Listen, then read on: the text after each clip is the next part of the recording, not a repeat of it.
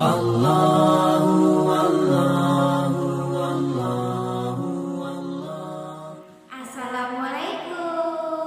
Selamat pagi anak ustazah. Alhamdulillah kita masih diberi kesehatan sehingga anak ustazah bisa ketemu lagi dengan Zah Ocha dan Zah Susi. Dan sebelum mulai pembelajaran jangan lupa berdoa. Ya anak ustazah semuanya, kali ini ustazah berdoa menyapa anak ustazah dengan video pembelajaran akidah akhlak. Yuk kita simak penjelasannya. Koda dan kodar. Menurut bahasa, koda berarti ketetapan. Sedangkan menurut istilah, suatu ketetapan dari Allah atas makhluknya. Menurut bahasa, kadar berarti ukuran. Menurut istilah, ukuran yang telah ditetapkan oleh Allah kepada makhluknya sesuai dengan usaha dan upayanya dalam berusaha. Dalil koda dan kodar terdapat dalam Al-Quran surah Al-Hadid ayat 22 dan Al-Quran surat Ar-Ra'd ayat 11. Jadi, koda dan kodar yaitu segala ketetapan dan ketentuan dari Allah yang sudah ditentukan kadar dan ukurannya pada setiap masing-masing makhluk Allah. Contoh koda dan kodar yang pertama, rezeki.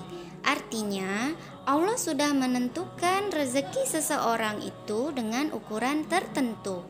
Yang kedua, usia. Artinya, Allah sudah menentukan usia seseorang itu berusia berapa.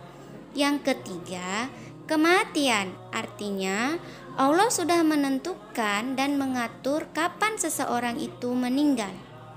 Koda dan kodar biasanya juga kita sebut dengan takdir. Nah, takdir ada dua nih. Yang pertama, takdir mubram.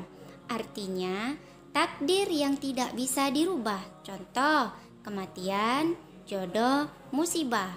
Yang kedua, takdir mu'alak. Artinya, takdir yang bisa dirubah. Contoh, orang yang sakit berobat menjadi sembuh. Yang kedua, orang yang miskin dengan bekerja keras menjadi kaya. Semua akan berubah dengan usaha dan berdoa.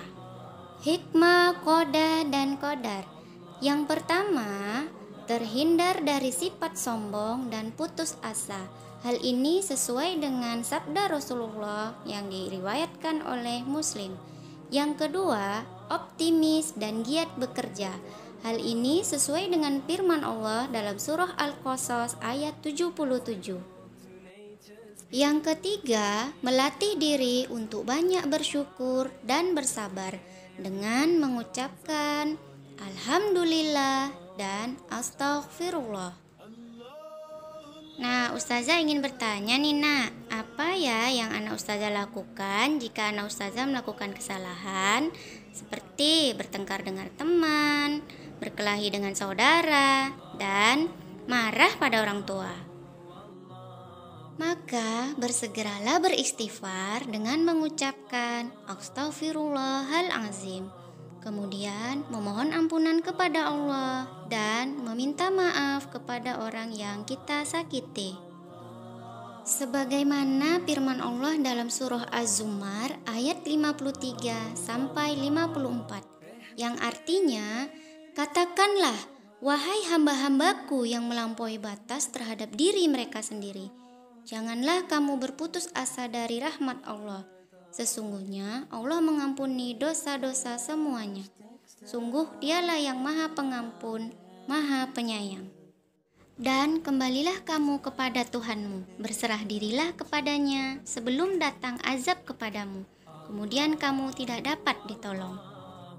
Sebagai bahan evaluasi, coba kerjakan latihan berikut. Pertama, tandai dan beri keterangan alasan kegiatan atau peristiwa berikut sesuai jenis takdirnya.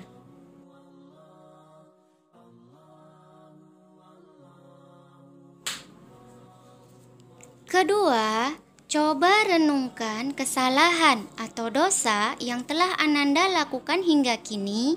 Kemudian, peragakan cara meminta maaf kepada salah satu anggota keluarga di rumah. kepada anak ustazah yang sudah menyimak videonya dengan baik. Ustazah harapkan anak-anak ustazah bisa mengerti dan memahami materi kita hari ini ya nak ya. Tetap semangat, jaga kesehatan, jangan lupa belajar, dan sampai jumpa di video berikutnya. Assalamualaikum.